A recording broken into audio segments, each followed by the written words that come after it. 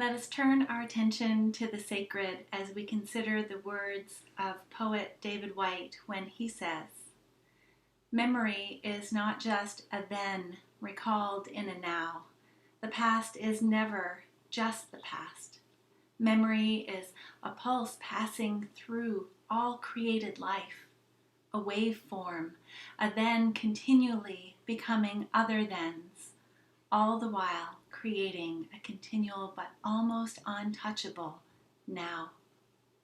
Every human life holds the power of this immense inherited pulse, holds and then supercharges it according to the way we inhabit our identities in the untouchable now.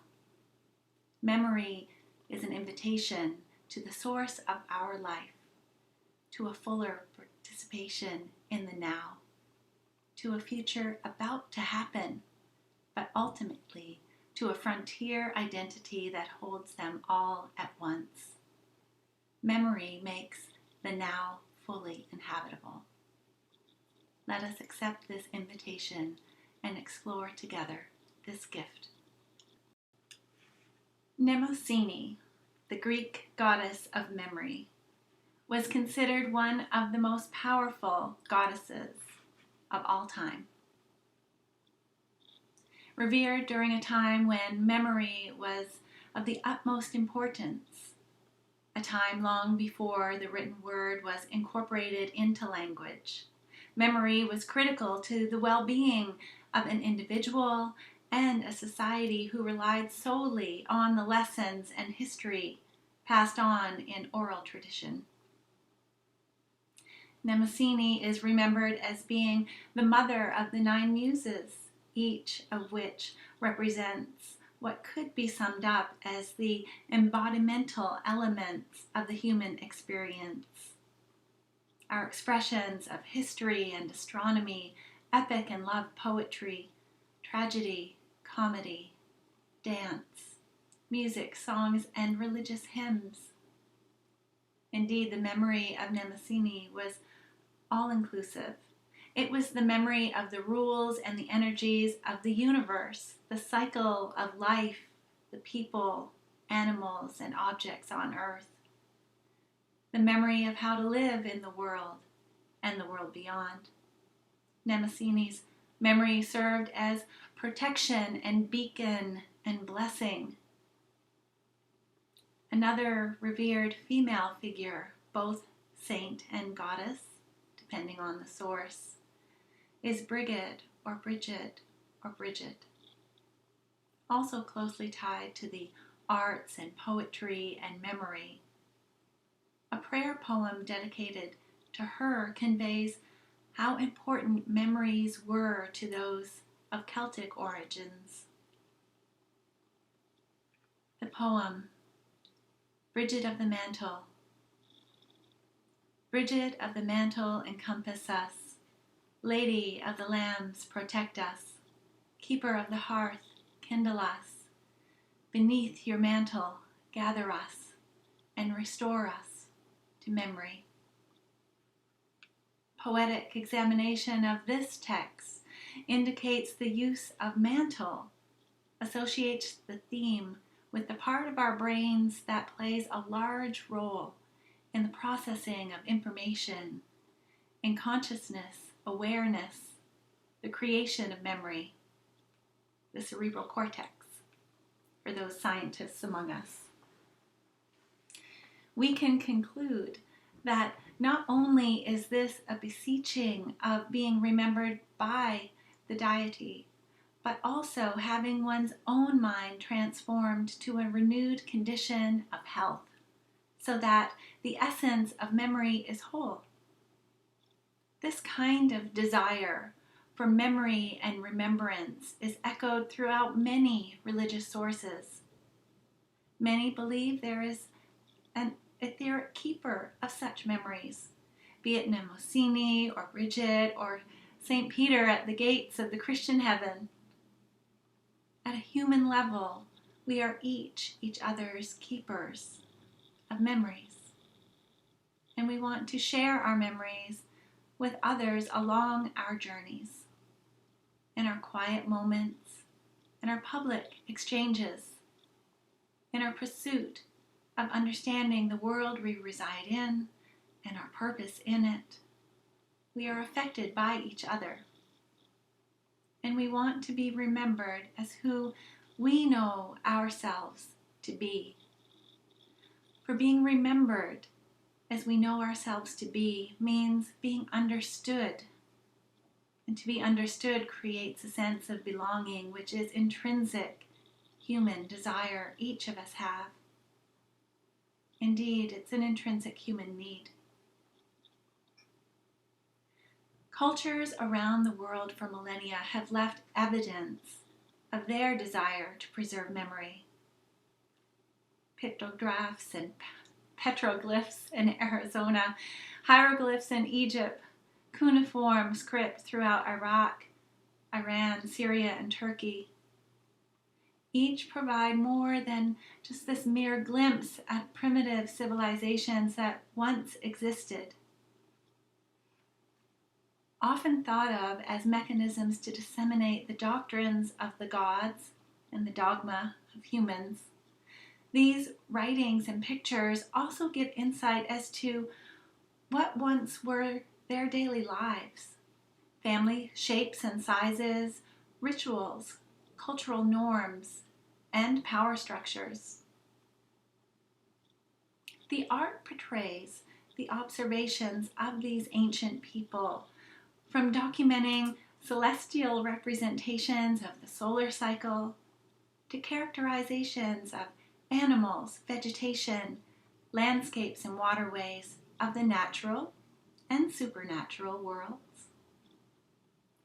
Some of such very subjective in its observational tone, drawing attention to that which must have held great significance to the observer, creating a better understanding between the ancient artist and the present-day patron.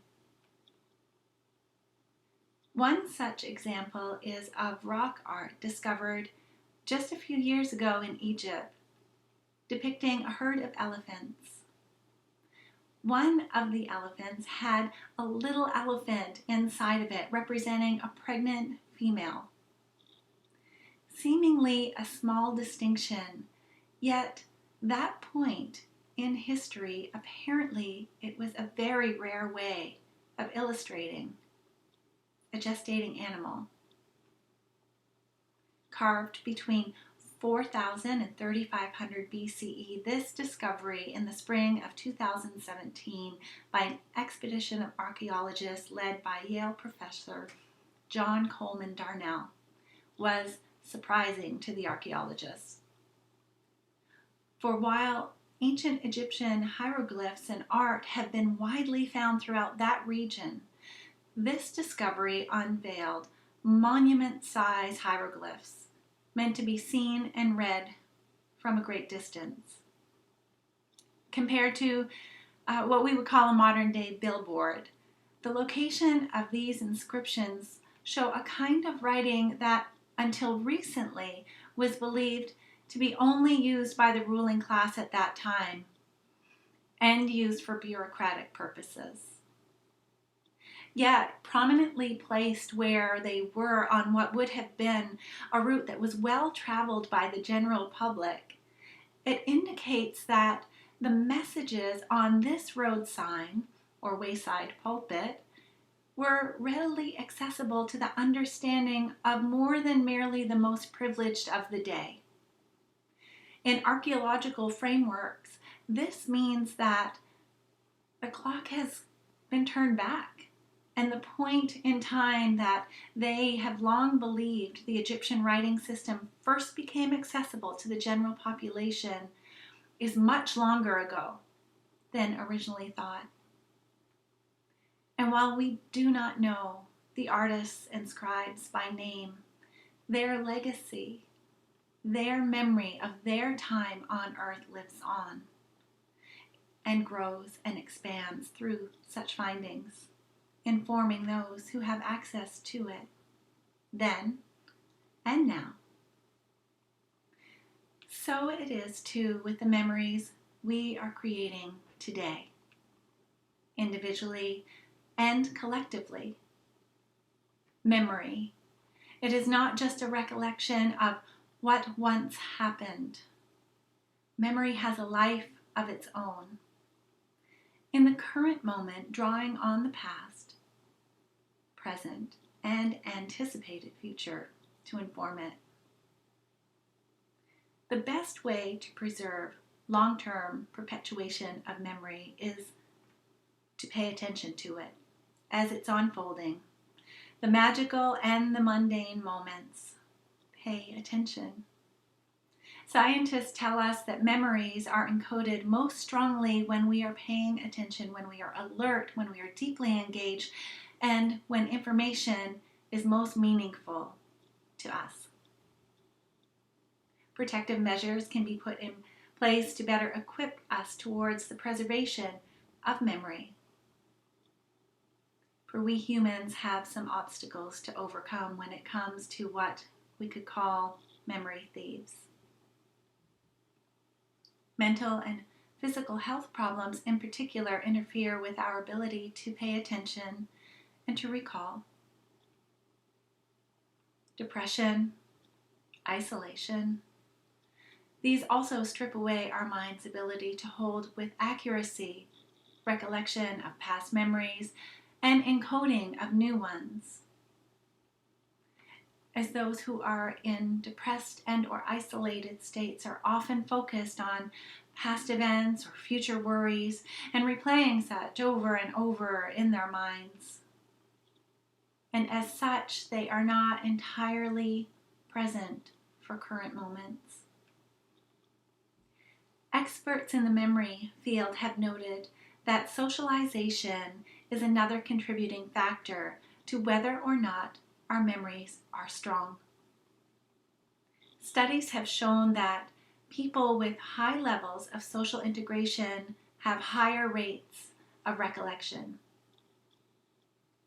It is suggested that this is because the social interaction is akin to mental aerobics, maintaining muscle strength, muscle memory, if you will. As such, interactive, uplifting conversations are a good workout for our brains. Stretching, like learning a new language or skill, is like yoga for our brains. And while we are considering movement and exercise, as with the rest of our body, that improves its health. With physical activity, that increases blood flow to the brain. This, along with consuming nourishing foods, aid in the brain's neuroplasticity, which helps us to organize information and be flexible and welcoming of new ideas. And today, perhaps more than ever in history, chronic stress is a key component to memory loss.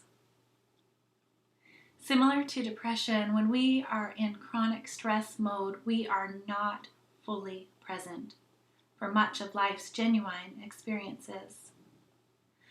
Chronic stress keeps our bodies on hyper alert.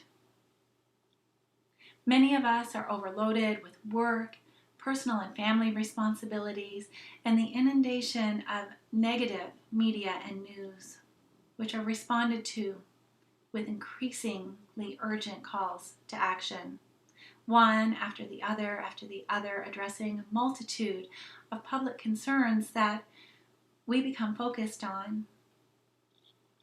Our body's stress response mechanisms are meant to signal our minds to become alert and our bodies to become active. This physiological stress response mobilization system is designed to make sure we can survive in a crisis and then reset and come back to a calmer state of being. Without extended calm periods, our bodies become flooded with chemicals that result in the loss of brain cells and an inability to form new ones. This affects our ability to retain information. It affects our ability to make good decisions. It affects our quality of life and the quality of living we can engage with.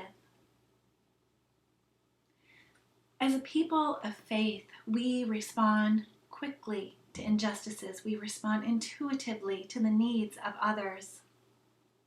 With the rampant media informing us daily, even hourly, of each impending crisis, locally, globally, with ever emerging movements tugging on our bodies, minds, and spirits to contribute all that we are in gestures of solidarity so that we can make the world new again.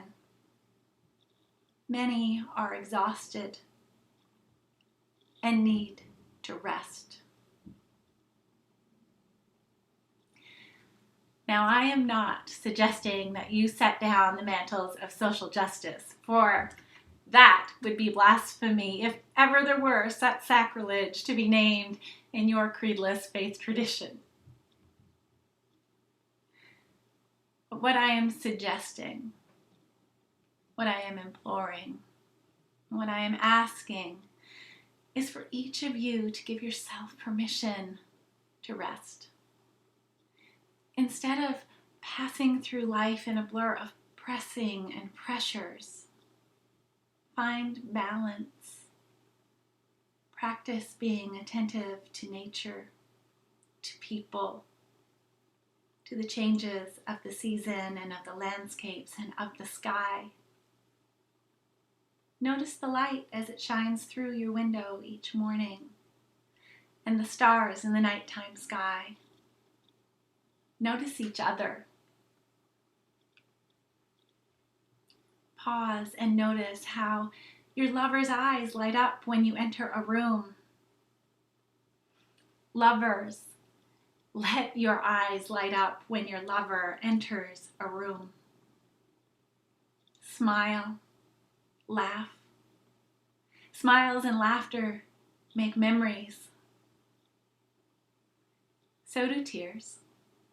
And take time when they are called for. Let them flow and accept what that moment offers. Embrace this human experience. Take a vacation to explore something new. Visit a sibling or cousin or neighboring congregation once in a while. There are plentiful ways to access online these days, as we are all aware, and at different times during the week so that it doesn't compromise your association with your own congregation. It's an opportunity to make connections with those who share similar values, hopes, and dreams. It is also an opportunity to connect with those who hold foreign beliefs, philosophies, philosophically, politically, and a way to understand more deeply why they believe the way they do. I recommend you sing. And now with Harry as your music director and the many talented musicians you have in your ranks, I know I'm preaching to the choir when I say sing. But sing and listen to music and dance, move as you are able. Dine together when you can. Hug each other. Hold each other. Rejoice in each other. Do something to make the world more beautiful. There's a Navajo prayer that says, "When you were born, you cried, and the world rejoiced. Live your life so that when you die, the world cries, and you rejoice." Make memorable moments into memories. Yes, healthy diet and exercise, carefree socialization, loving relationships, a sense of community and belonging, mental and emotional rest, and spiritual nourishment, all these contribute to better memory storage and contribute to better memory making and restore you to memory. May love reside here. May you take time to rest, and may you live your life so that you rejoice. Amen. May the memories you most cherish continue to serve you. And may you continue to make good memories together and hold them close.